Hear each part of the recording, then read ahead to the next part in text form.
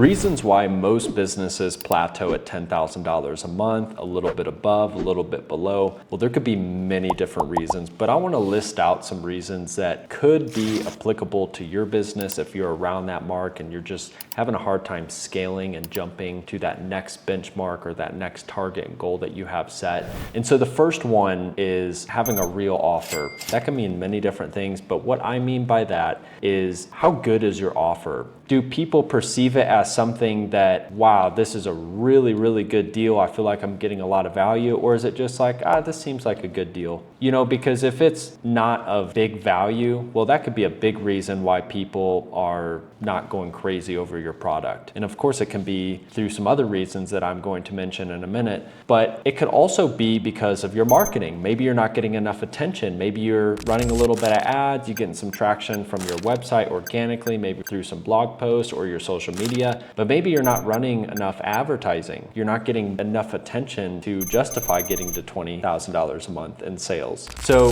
those two are really important. You know, having a good offer, high value, you know, having good marketing strategy in place. And, you know, if you are marketing a little bit organically or paid, you know, maybe double down on those, double down on what's working and see what happens. The next thing I want to talk about is know client journey. So do you understand your client journey? How are you even getting sales? You know, what does that journey look like? By understanding that, you can continue to optimize that journey and bring more sales by increasing your conversions from your existing flows of revenue. You know, whether that's paid advertising or that's from your social media. So having better call to actions, posting more as we previously discussed, and doubling down on what's working. But understanding your client journey is incredibly important, and understanding how you can improve that and perform better on that so that you can, hey, that customer that's like, what should I do next? You know, and they just leave. Well, maybe by you understanding your customer journey, you could help facilitate that sale that you lost by optimizing that journey and having clarity on what they should do next. The next thing I want to talk about is fulfillment. Maybe you have a digital product and that's a different situation where you don't really have physical inventory. But if you do sell a physical product and let's say you're not in stock all the time, well, this can be a way that can definitely lose you sales. Now, obviously at different levels, if you have a 6-figure business, 7-figure, 8-figure, there definitely are different playing fields in this, but running out of inventory is just something that should not happen. You should always have inventory, and if that means adding a little bit of cushion to your existing supply chain and what you're getting, do it. Don't run out of stock. Don't pause your advertising or your marketing work as a whole because you're out of stock. This can be an easy way to detect that you're losing sales. Another thing, manual everything. Are you doing everything? Is everything just manual? Everything is just day to day, getting on your computer, doing X, Y, and Z.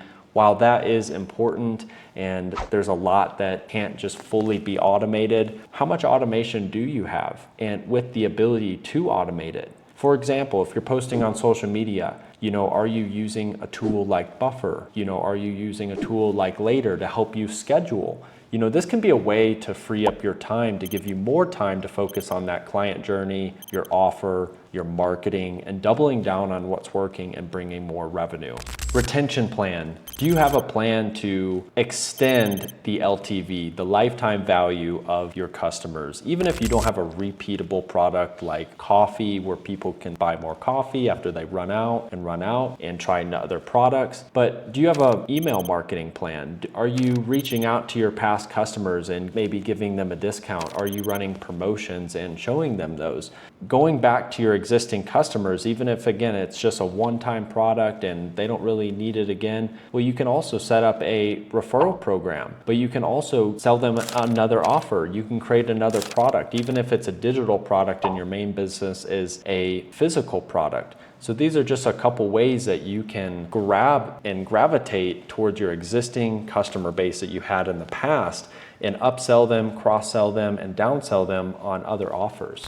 Chasing trends. Are you just chasing trends on social media? Are you just chasing trends on certain styles and designs? While that can work and you may have some success with that, that should not be the only thing that you rely on. You should try to create your own strategy. See what other people are doing in your niche that are working, not just generalized trends.